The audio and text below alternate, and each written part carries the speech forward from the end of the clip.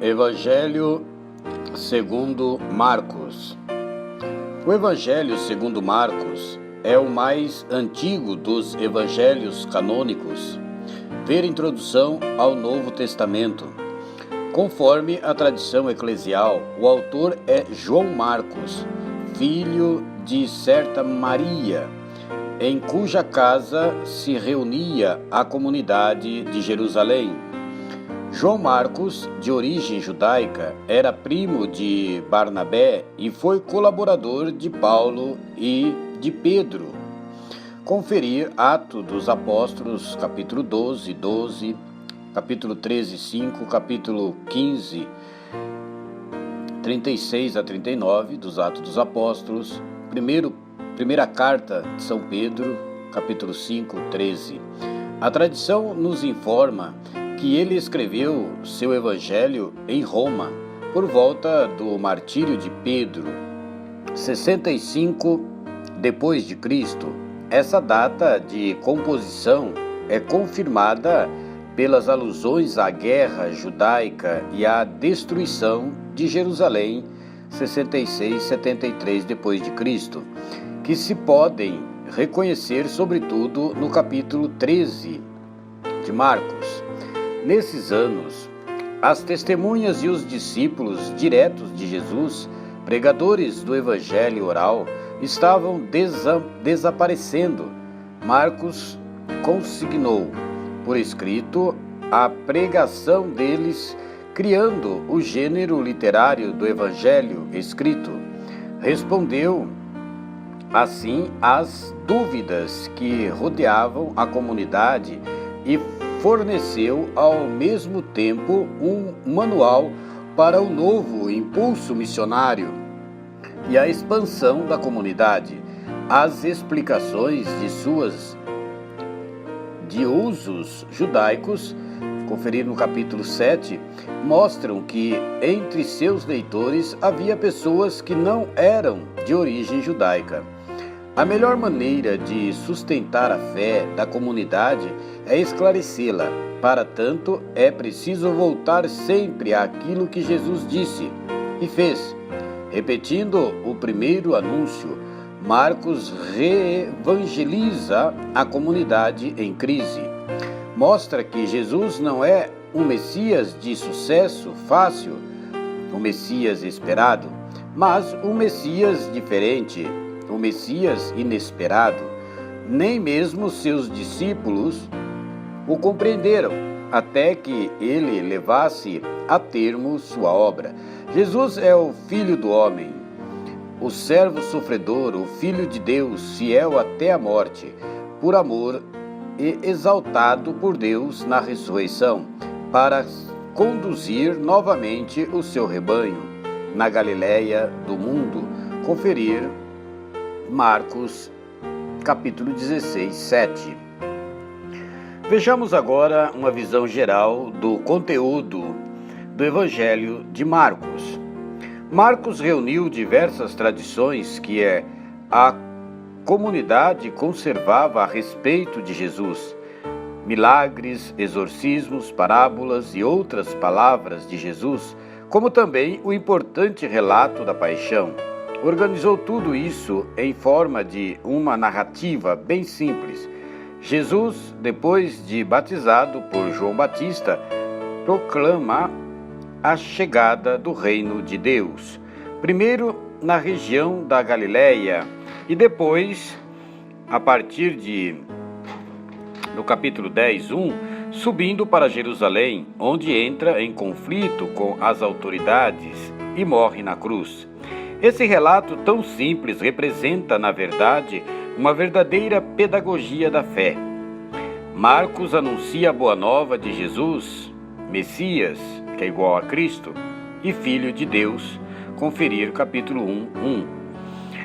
No ponto 1 do anúncio da boa nova do Messias, relatados por Marcos, então neste primeiro momento, antes da confissão de Pedro, capítulo 1, 2, depois capítulo 8, 6, Jesus suscita admiração pela palavra que ele profere com autoridade e não como os escribas, conferir capítulo 1, 22.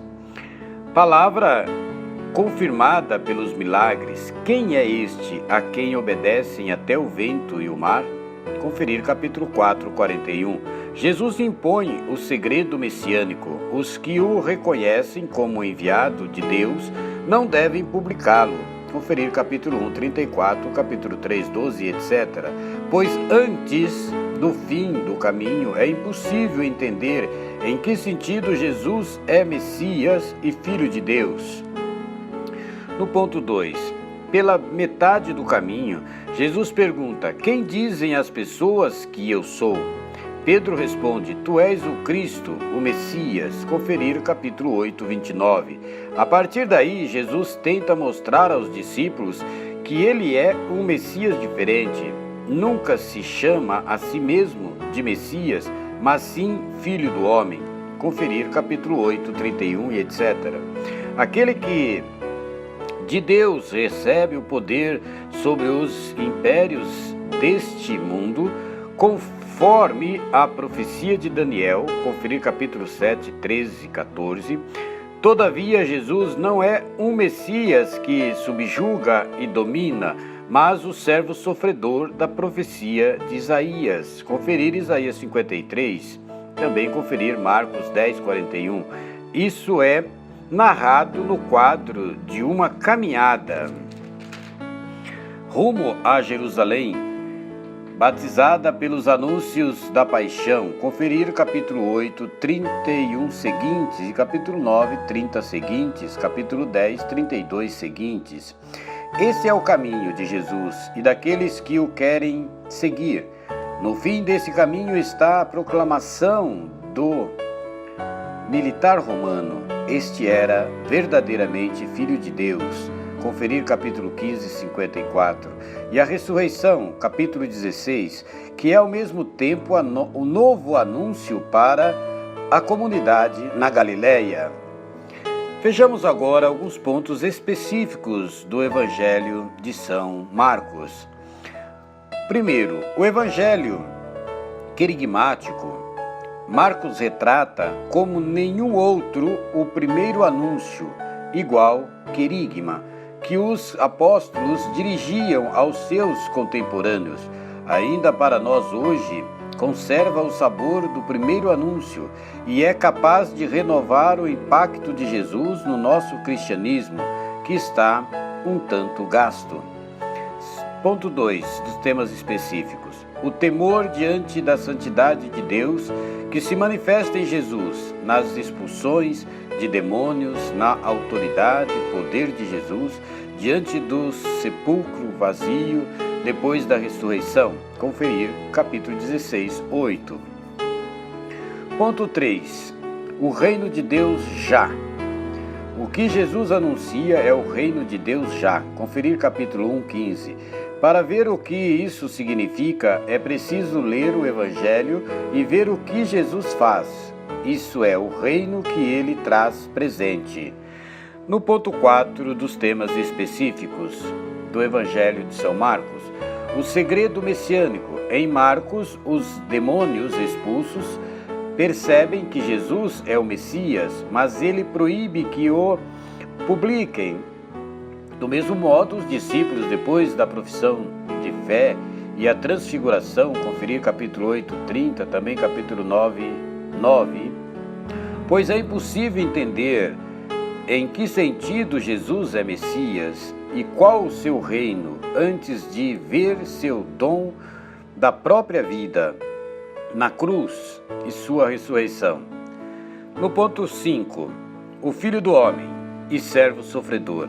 Jesus não se chama a si mesmo de Messias, mas de Filho do Homem, o enviado humano de Deus. Conferir capítulo 8, 31, capítulo 14, 62, conferir também Daniel 7, 13. E ele realiza esta sua missão dando sua vida por muitos. Conferir capítulo 10, 45, capítulo 14, 24, como o servo sofredor de Isaías 53.